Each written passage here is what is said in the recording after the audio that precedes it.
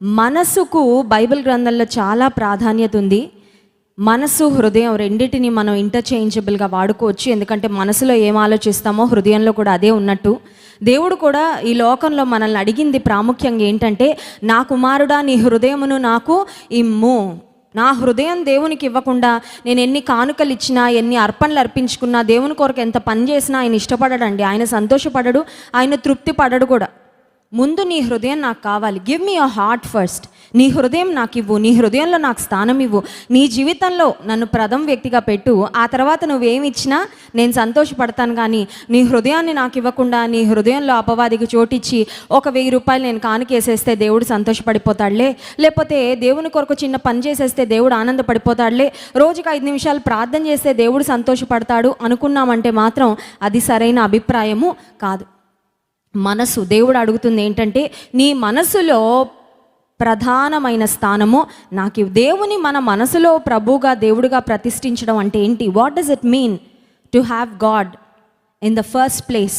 దేవునికి మన జీవితంలో ప్రథమ స్థానం ఇవ్వడం అంటే అర్థం ఏంటంటే, దినములో ఎన్నో లెక్కలేనన్న ఆలోచనలు ఆలోచిస్తాం కదండి. రోజులో మనకు వచ్చే ఆలోచనలు అసలు లెక్కబెట్టలేం. ఇప్పుడు నేను ఇంటి దగ్గర నుంచి బయలుదేరి ఇక్కడికి వచ్చేలోపు నేను ఎన్ని ఆలోచనలు ఆలోచించాను. ఇప్పుడు ఇక్కడే కూర్చొని ఉంటారు, మీ మైండ్ ఒక్కొక్క టాపిక్ నేను చెప్తుంటే ఎక్కడెక్కడో తిరుగుతుంటుంది కదండి. చెప్పిన టాపిక్ లోపలికి వెళ్ళిపోతుంటాం. కొన్నిసార్లు ఇండియాలోనే ఉంటాం, కానీ ఏదో దేశాల్లో కూడా తిరిగేసి వస్తూ ఉంటాం. సో మనసులో మనం ఆలోచించే ఆలోచనలు ఒక మాటలో చెప్పాలంటే కౌంట్లెస్, లెక్కకు మించినవే.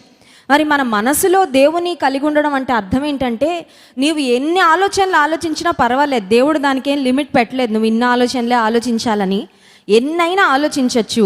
కానీ ఆలోచనలలో క్రీస్తును కేంద్రంగా పెట్టుకోవడం అంటే అర్థం ఏంటంటే, ఫర్ ఎగ్జాంపుల్ ఇప్పుడు నా హృదయంలో ఎవరి మీద నా ద్వేషపూరితమైన ఆలోచన వచ్చింది. ఆలోచనలు రావడాన్ని కూడా మనం నియంత్రించుకోలేమండి. ఆలోచనలు ఎలాంటివంటే, మన తల మీద నుండి ఎగిరిపోయే పక్షులు లాంటివంట. తల మీద ఎగిరే పక్షులు మనం నియంత్రించగలమా? చూడండి, మన ఇంట్లో మన చుట్టూ తిరిగే దోమల్ని ఆల్అవుట్తో నియంత్రించవచ్చు. అయితే ఆ ఎగురుతున్న దోమలు మన మీదకి రాకుండా మనం ఆపుకోవచ్చు, అవునా కదా? ప్రపంచంలో ఉన్న దోమలన్నింటినీ మనం కంట్రోల్ చేయలేం, కానీ మన ఇంట్లోకి వచ్చే దోమల్ని కంట్రోల్ చేయొచ్చు. మన ఇంట్లోకి వచ్చే దోమల్లో కూడా ఇప్పుడు నా చేతి మీద ఒక దోమ వాలింది, ఒక మస్కిటో వచ్చింది, నేను దాన్ని జాగ్రత్తగా చంపేయచ్చు, లేకపోతే దాన్ని జాగ్రత్తగా తరిమేయచ్చు. సో మనసులో వచ్చే ఆలోచనలు చాలాసార్లు మనం నియంత్రించలేం. We cannot have a total control. అయితే ఆ మనసులో వచ్చే ఆలోచనలను అక్కడికక్కడ మనం కట్ చేసేస్తాము. దేవునికి ఇష్టం లేని ఆలోచనలు అక్కడికక్కడే stop button, pause button, okay button, 3 బటన్లు మన చేతిలోనే ఉన్నాయి. అర్థమవుతుందండి? ఒక తప్పుడు ఆలోచన వచ్చినప్పుడు ఓకే ఓకే ఓకే అని అదే ఆలోచనలో ఉండిపోవడం మన చేతిలో ఉంది. స్టాప్ అనే ఒక బటన్ వాడడం అది కూడా మన చేతిలోనే ఉంది. కొంతమంది టెంపరీగా పాజ్ ఇస్తారు. అంటే మందిరంలోకి వచ్చేటప్పుడు ఇప్పుడు చెడు తలంపులకు కొంచెం బ్రేక్ ఇద్దాం, టేక్ అ బ్రేక్ అంటారు కదండి కొన్ని ఛానల్స్లో. టేక్ అ బ్రేక్, ఎక్కడికి వెళ్ళిపోద్దు, యాడ్స్ అవ్వగానే మళ్ళీ వచ్చేస్తాం వార్తలతో అంటారు. అలా కొంతమంది మందిరంలోకి వచ్చేటప్పుడు అక్కడ టేక్ అ బ్రేక్ తీసుకుంటారు. తప్పుడు ఆలోచనలకి, దేవునికి ఇష్టం లేని తలంపులకి. మళ్ళీ మందిరంలోకి వచ్చిన తర్వాత కాసేపు దైవ ధ్యానంలో ఉండి మళ్ళీ అక్కడి నుంచి మళ్ళీ కంటిన్యూ చేసేస్తారు. పాజ్ ఎక్కడ పెట్టారో అక్కడి నుంచి కంటిన్యూ చేసేస్తారు. అయితే ఈ మనసులో దేవుని ప్రభువుగా ప్రతిష్ఠించడం అంటే అర్థం ఏంటి? నా మనసులో వచ్చే ఆలోచనలు క్రీస్తు కేంద్రితమైన ఆలోచనలుగా ఉండడం అంటే అర్థం ఏంటంటే, నాకు ఏ ఆలోచన వచ్చినా దానిని నేను స్క్రూటినైజ్ చేయగలగాలి. ఇది దైవ చిత్తానుసారమైన ఆలోచన, దేవునికి ఇష్టం లేని ఆలోచన. ఈ ఆలోచన ద్వారా నేను పాపం చేస్తానా? ఈ ఆలోచన ద్వారా దేవుణ్ణి సంతోషపెడతానా? సో కేటగరైజ్ మనం చేసుకోగలిగితే దేవునికి ఇష్టం లేని ఆలోచనలనేమో కట్ చేసేయాలి, ఆపేయాలి, నియంత్రించుకోవాలి, వాటిని విడిచిపెట్టేయాలి, వదిలిపెట్టేయాలి.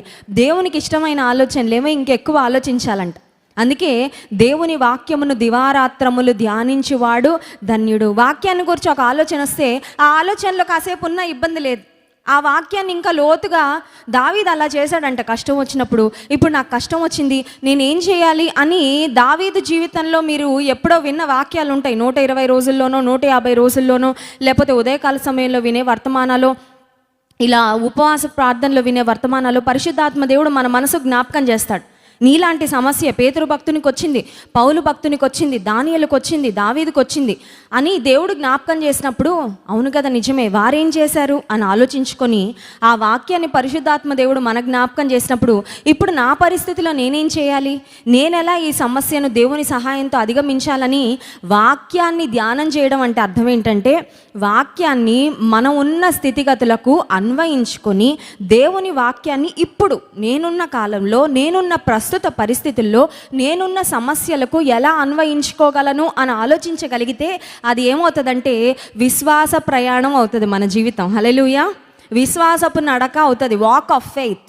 అందరూ నడుస్తారు, అందరూ బ్రతుకుతారు, అందరూ ప్రయాణాలు చేస్తారు, అందరూ జీవించేస్తారు. మరి దేవునితో నడిచే వారికి లోకంలో మామూలుగా నడిచి జీవించే వారికి తేడా ఏంటంటే దేవునితో నడిచేవారు ఏం ఆలోచించినా ఏం తలంచినా ఏ పనులు చేసినా ముందు దేవుని కోసం ఆలోచిస్తారు. ఇది దేవునికి ఇష్టమేనా, వాక్యం ఇది అనుమతిస్తుందా, వాక్యం దీన్ని మరి సజెస్ట్ చేస్తుందా, వాక్యం దీన్ని అప్రూవ్ చేస్తుందా అని ఆలోచించుకొని ముందుకు వెళ్తాం. సరే, దేవుడు మన మనసులో ప్రథమ స్థానాన్ని కోరుకుంటున్నాడంటే అర్థం ఏంటంటే రోజులో ఫర్ ఎగ్జాంపుల్ ఒక 50,000 ఆలోచనలు వస్తే ఆ 50,000 ఆలోచనల్లో దేవుని గురించిన ఆలోచనలు ఎన్నున్నాయి, దేవుని కోసమైన ఆలోచనలు ఎన్నున్నాయి. ఒకవేళ రోజులో మనం చేసే పనులు ఒక 10,000 పనులు అనుకుంటే ఆ 10,000 పనులలో దేవుని కోసం చేసేవి ఏంటి? నువ్వు మోకరించేది దేవుని కోసం చేసేది, వాక్యం చదివేది దేవుని కొరకు చేసేది, వాక్యం వినేది దేవుని కొరకు చేసేది, నీ కుటుంబం కొరకు దేవుని సన్నిధిలో గోజాడేది దేవుని కొరకు చేసేది. దేవుని కొరకు నువ్వు ఎన్ని పనులు చేస్తున్నావు, దేవుని కొరకు ఎన్ని ఆలోచనలు ఆలోచించగలుగుతున్నావు అనే దాన్ని బట్టి నువ్వు దేవునితో నడుస్తున్నావా, దేవునితో ప్రయాణం చేస్తున్నావా, లేకపోతే లోకంలో అందరిలాగే జీవిస్తున్నావా అనేది ఆధారపడి ఉంటుంది. ఇక్కడ మనసును గూర్చిన ఒక శ్రేష్టమైన మాట మనం చదివాం చూడండి. యెషయా గ్రంథం 26వ అధ్యాయం 3వ వచనంలో ఎవని మనస్సు నీ మీద ఆనుకొనునో, ఈ మాట ఒకసారి చెప్తారా? ఆనుకొనునో అని చెప్పండి. ఆనుకొను అనగానే నాకు మనీ ప్లాంట్ గుర్తొస్తుంది. మనీ ప్లాంట్ యూజువల్గా మనకి ఎక్కడ పడితే అక్కడ కనబడుతుంటుంది, మన ఇళ్ళల్లో ఉంటుంది. ఆ తర్వాత ఇరుగు పొరుగులో కూడా చాలా ఈజీ కనబడుతుంది.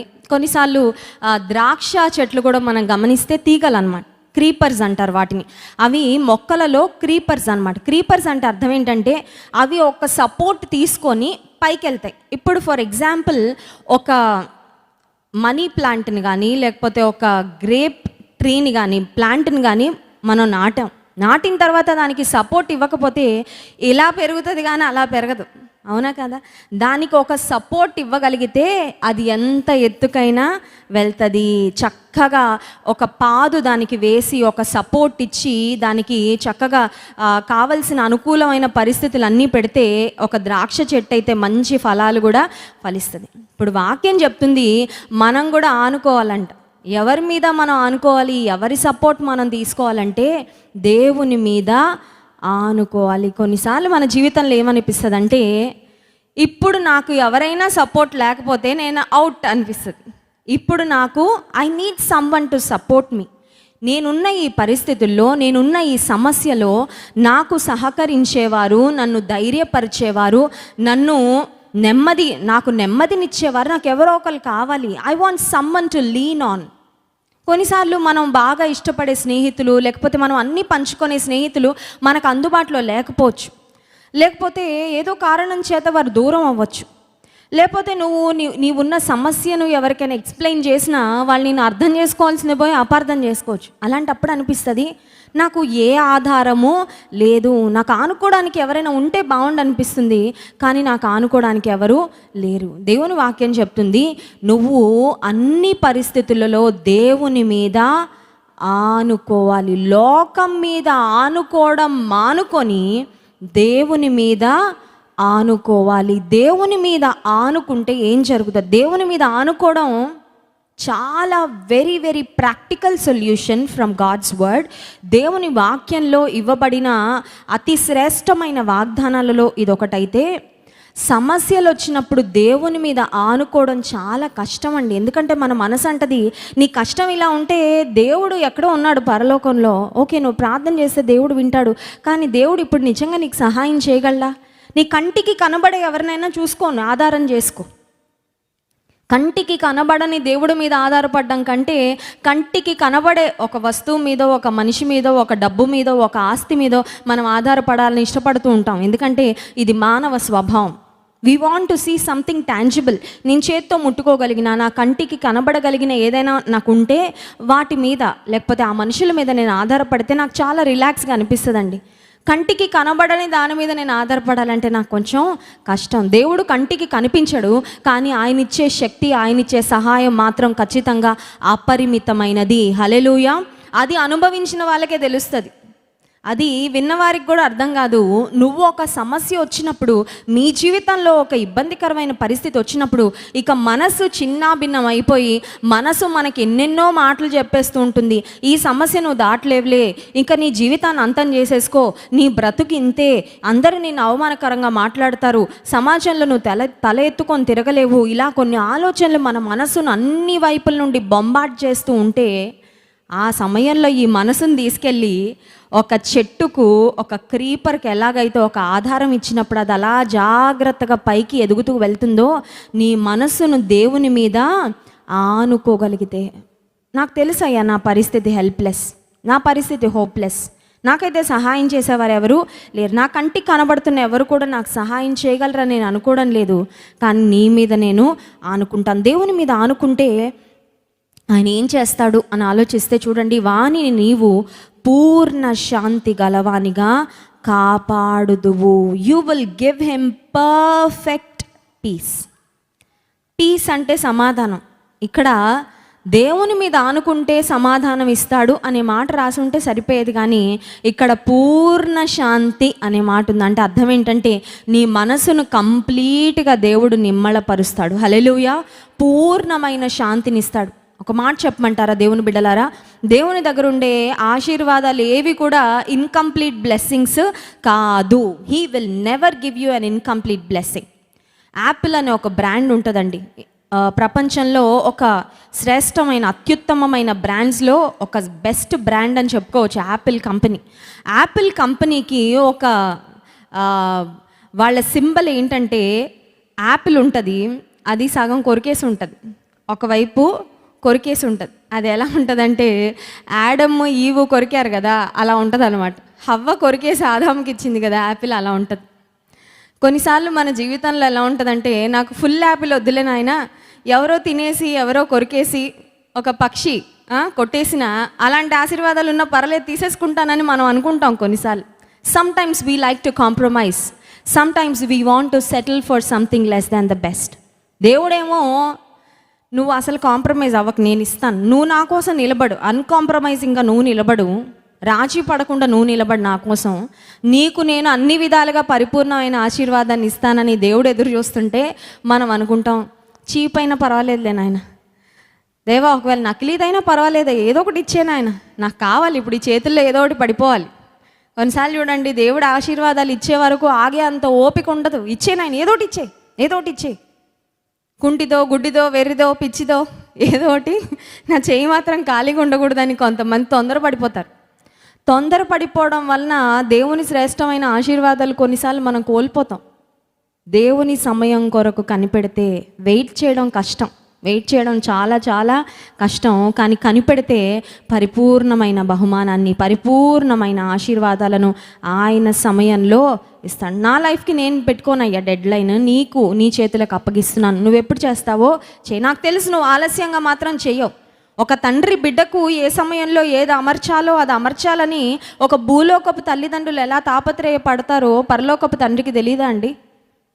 భూలోకపు తండ్రి కన్నా మన లైఫ్ స్పాన్ తెలియదేమో. ఒక బిడ్డను కన్న పుట్టిన తేదీయే తండ్రికి తల్లికి తెలుస్తుంది, కానీ వాళ్ళ ఆఖరి తేదీ తల్లికి తండ్రికి తెలియదు. కానీ పరలోకపు తండ్రికి పుట్టిన తేదీయే కాదు, మన ఆఖరి తేదీ కూడా తెలుసు. సో మన జీవితకాలం ఎంతో ఆయనకి ఫుల్ ఐడియా ఉంది. మన జీవితంలో ఎప్పుడు ఏ ఆశీర్వాదాలు ఇవ్వాలో ఆయన ప్లాన్ చేయడా? ఆయనకు తెలియదా? ఆయన చూసుకోడా? ఎవని మనస్సు నీ మీద ఆనుకొనును వాని నీవు పూర్ణ శాంతి కలవానిగా కాపాడుదువు. ఏలయనగా అతడు నీ యందు విశ్వాసము ఉంచు. ఆనుకోవడం అంటే ఏంటంటే విశ్వాసము ఉంచడం. ఇంట్లో ఎన్నైనా వస్తువులు ఉండొచ్చు, కానీ అవసరానికి ఆ వస్తువు తీసి వాడలేదనుకోండి, వస్తువు వల్ల ఉపయోగం ఉంటుందా? కొంతమంది అంటారు మా ఇంట్లో అన్నీ ఉంటాయండి. కొంతమంది ఇల్లు గోడౌన్లా ఉంటుంది, ఎందుకంటే కనబడినవన్నీ కొనుక్కొచ్చేస్తారు. చూడండి, స్త్రీలకైతే ఆఫర్ అనగానే మోసుకొచ్చేస్తాం ఇంటికి, ఎందుకో ఉపయోగపడుతుందిలేండి. అన్నీ మోసుకొచ్చి అన్నీ కొనేసుకొని ఇంట్లో పెట్టేసుకొని ఇంట్లో స్థలం సరిపోక అటక మీద ఎక్కిచ్చేసాం వస్తువులన్నీ. ఇప్పుడు ఇంట్లో ఏదన్నా వాడడానికి కావాలి, అన్నీ ఉన్నాయండి కాకపోతే ఇప్పుడు కనబడట్లేదండి అంటే దానివల్ల ఉపయోగం?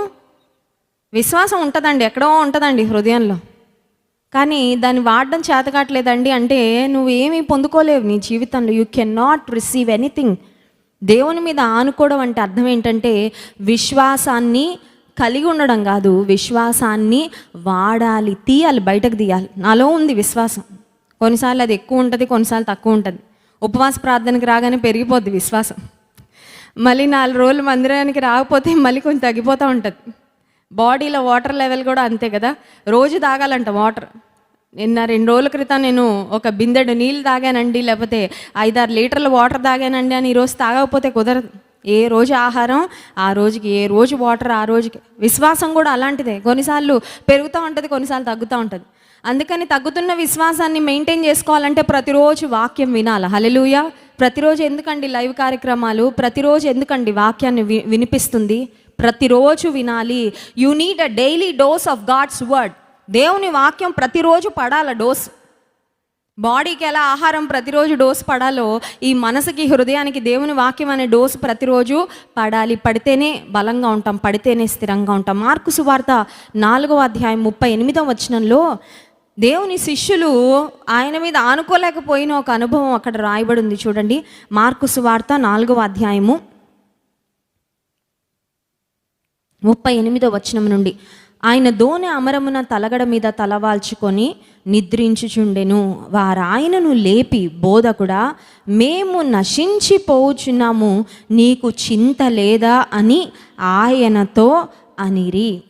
యేసు ప్రభు శిష్యులతో దోణిలో ప్రయాణం చేస్తున్నారు. వీళ్ళు అనుకుంటున్నారు యేసు ప్రభు ఉన్నాడు కాబట్టి ఏ కష్టం రాదు, వచ్చినా చూసుకుంటారు. మనకు కూడా అదే కాన్ఫిడెన్స్ కదండి, దేవుడు ఉన్నారు, నాకు ఏ కష్టం రాదు, వచ్చినా ఆయన చూసుకుంటారు. ఇప్పుడు యేసుప్రభు ఉన్నారు, మనతో అయితే మనం విశ్వాసంతో చూస్తాం. కానీ అక్కడ శిష్యుల కళ్ళ ముందే ఉన్నారు, దోణిలో నిద్రపోతున్నారు.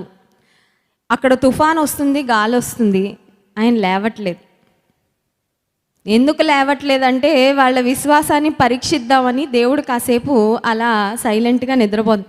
కొంతమంది చూడండి కొన్ని యాక్షన్స్ చేస్తుంటారు, అది ఏంటంటే అక్కడే పడుకున్నట్టే ఉంటారు కానీ ఎవరేం మాట్లాడుకుంటున్నారో అన్నీ వింటారు. చిన్నపిల్లలు కూడా అంతే, తల్లిదండ్రులు అనుకుంటారు మేము మాట్లాడుకునే వీడికి ఏం అర్థం అవ్వట్లేదులే, చిన్నోడు ఏదో పనిలో ఉన్నాడని. వాడు మొత్తం వినేసి ఎవరికి వెళ్ళి చెప్పకూడదు అవన్నీ చెప్పేస్తూ ఉంటాడు బయట. కొన్నిసార్లు పిల్లలకి ఆ తెలివితేటలుంటాయి. యేసు ప్రభు దోణిలోనే ఉన్నారు, నిద్రపోతున్నారు, ఆన్ పర్పస్, ఉద్దేశపూర్వకంగానే ఆయన లేవలేదు. ఇప్పుడు గాలి తుఫాను రాగానే శిష్యులు లేపుతున్నారంట. ఏమని లేపుతున్నారు చూడండి, బోధకుడా, మేము నశించిపోవచ్చున్నాము, నీకు చింత. వాళ్ళు ఏమనాలండి, మనము నశించిపోతున్నాము అనాలి. ఎందుకంటే యేసుప్రభు కూడా ఉన్నారు కదా, మునిగితే అందరూ మునిగిపోతారు, నష్టం వస్తే కష్టం వస్తే అందరికీ వస్తుంది. యేసు ప్రభు దోణిలో ఉన్నప్పుడు తుఫాను గాలి రాకుండా మానిందా?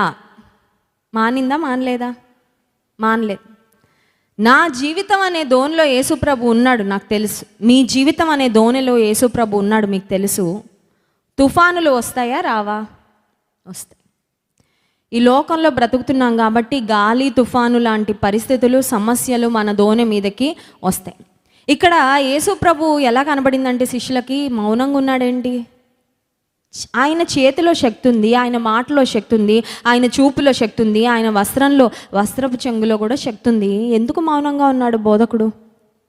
కొన్నిసార్లు దేవుడు మన జీవితంలో ఉన్నా, మన సమస్యలు చూస్తున్నా, కొన్నిసార్లు ఆయన మౌనంగా ఉన్నట్లు మనకు అనిపిస్తుంది. ఇక్కడ శిష్యులు కూడా యేసుప్రభుని అడుగుతున్నారు, బోధకుడా, మేము నశించిపోతున్నాము, నీకు చింత లేదా? చింతించడా దేవుడు మన కోసం?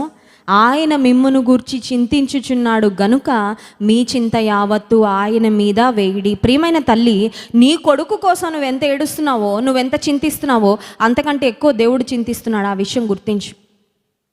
ప్రపంచ భారం అంతా నేనే మోసేస్తున్నాను అన్నట్టు కొన్నిసార్లు మనం కంగారు పడిపోతుండే, ఏడ్చేస్తుంటాం, వేదన పడిపోతాం. ప్రియమైన తల్లి, నీ కుమారుడు అంటే నీకు ఎంత ప్రేమో, దేవునికి నీ కుమారుడు అంటే అంతకంటే ఎక్కువ ప్రేమ. ఎందుకంటే నువ్వు ఓన్లీ కన్నావు, కానీ దేవుడు సృష్టించి నీ గర్భంలో పెట్టాడు. హల్లెలూయా. కొన్నిసార్లు మనం కుటుంబీకుల కొరకు మనం బాధపడుతూ అనుకుంటాం, నేను ఒక్కదాన్నే బాధపడిపోతున్నాను అనుకుంటాం. వారి యావత్ బాధలో ఆయన బాధ నొందిననే మాట వాక్యంలో వ్రాయబడి, నీ బాధల్లో, నీ కష్టాల్లో యేసుక్రీస్తు ప్రభు కూడా నువ్వు ఎలాంటి అనుభవంలో ఉన్నావో నీ కోసం అట్టి ప్రేమను, కన్సర్న్ ఆయన కలిగి ఉన్నాడు.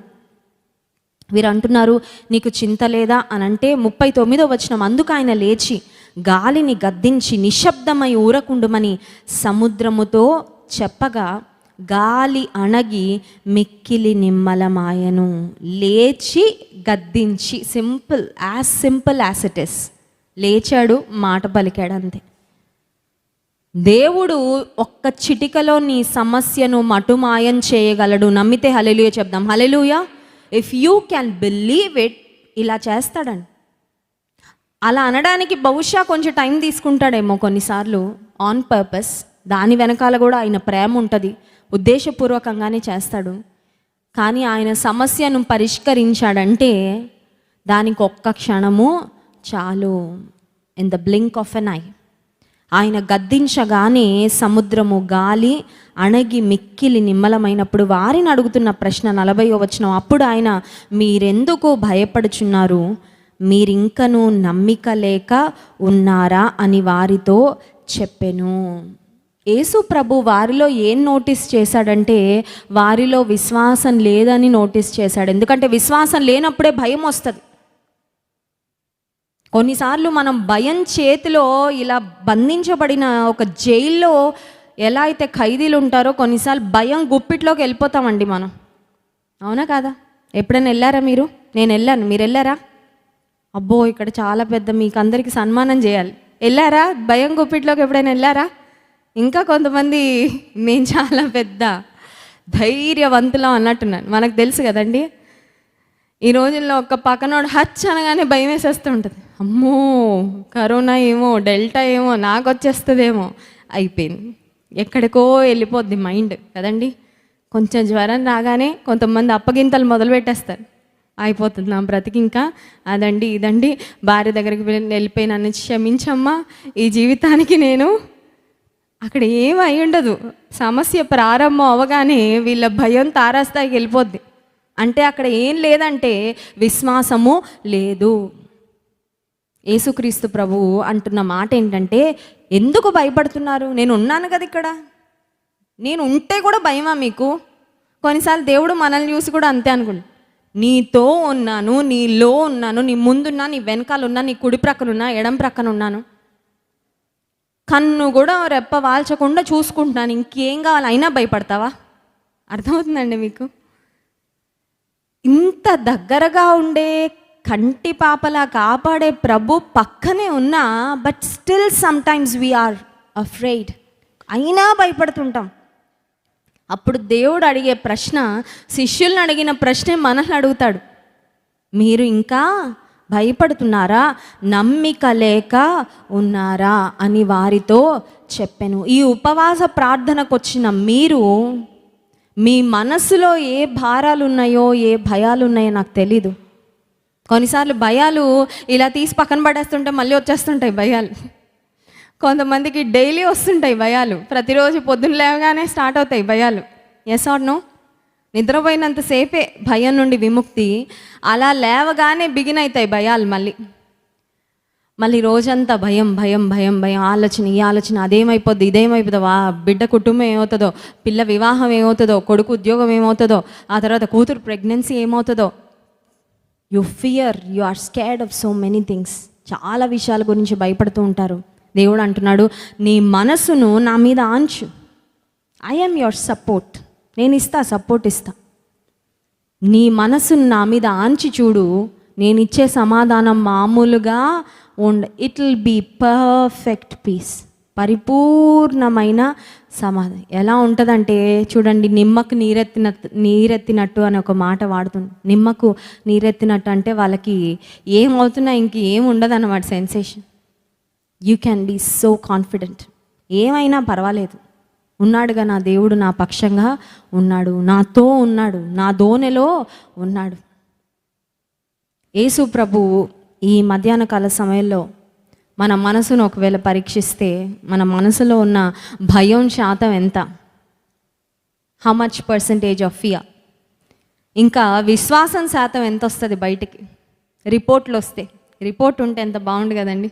బయట ల్యాబుల్లో బ్లడ్ టెస్ట్, ఆ టెస్ట్, ఈ టెస్ట్ లాగా మందిరానికి రాగానే ఒక స్కానింగ్ మెషిన్ ఉండి విశ్వాసం రిపోర్ట్, ఈ వారంలో ఇంత ఉంది విశ్వాసం, దేవుని మీద ప్రేమ ఇంత ఉంది, పరిశుద్ధత ఇంత ఉంది, సమర్పణ ఇంత ఉంది, ఈ రిపోర్ట్ వస్తే చాలా బాగుండేది. ఎందుకంటే రిపోర్ట్లు లేక అంతా బాగానే ఉన్నాం అనుకుంటున్నాం, తప్పిపోతున్నాం. కొంతమందికి డాక్టర్ దగ్గరికి వెళ్ళే వరకు తెలియదు వాళ్ళ వ్యాధి ఏంటో, ఎందుకంటే రిపోర్ట్ వస్తే కానీ అర్థం కాదు. కొన్నిసార్లు మనం అనుకునే బాగానే ఉన్నానుగా, మందిరానికి వెళ్తున్నాను, వస్తున్నాను, వారానికి ఒకసారి దేవుడికి నా మొహం చూపిస్తున్నాను, కొంచెం నన్ను జ్ఞాపకం పెట్టుకో అయ్యా. ఒక తల్లట ప్రతిరోజు నిద్రపోయే ముందు తన బిడ్డల తలల మీద చేయబెట్టి ప్రార్థన చేసి ఆ కిటికీ దగ్గరికి వెళ్ళి ఆకాశంలో నక్షత్రాలు, చంద్రుడు ఇవన్నీ కనబడుతూ ఉంటాయి కదా మనకు రాత్రి సమయంలో, ఆ కిటికీ దగ్గరికి వెళ్ళి ఆ కర్టెన్ తీసి ఆకాశాన్ని చూసి ఓ మాట చెప్పేదంట, దేవా నన్ను నా కుటుంబాన్ని మాత్రం నువ్వు మర్చిపోద్దయ్యా, నీ కంటి చూపు మా మీద before she sleeps every night. రాత్రి పడుకునే ముందు కొన్నిసార్లు గుడ్ నైట్ అని మెసేజ్ పెడతారు కొంతమంది ఫ్రెండ్స్ అందరికీ. ఈమె ఆఖరిగా రోజు ఎండ్ చేసే ముందు ఆమె మాట్లాడే మాట ఎవరితో అంటే దేవునితో, నన్ను మాత్రం మర్చిపోకయ్యా, నన్ను మాత్రం మర్చిపోకు, నీ కనుదృష్టిలో మమ్మల్ని ఉంచుకో. కొన్నిసార్లు వాళ్ళ దిష్టి వీళ్ళ దిష్టి తగిలిపోద్దని ఎంత భయపడిపోతారో. ఇక్కడో చుక్క అక్కడో చుక్క, పిల్లలకి ఎన్ని చుక్కలు పెడతారు. కొంతమంది పిచ్చి పిచ్చి బొమ్మలు పెడతా ఉంటారు ఇంటి ముందు, ఇంటికి ఏదో దిష్టి తగిలిపోద్దని. దేవుని వాక్యం సెలవిస్తుంది, దేవుని దృష్టి మన మీద ఉంటే ఏ దిష్టి తగలదు. హల్లెలూయా. దేవుని కనుదృష్టి అంతే, that's it. His eyes upon you. దేవుని కన్నులు మన మీద ఉంటే ఆయన మనల్ని కాపాడుతాడు, భద్రపరుస్తాడు. కళ్ళు మూసుకోండి, ప్రార్థన చేసుకుందాం.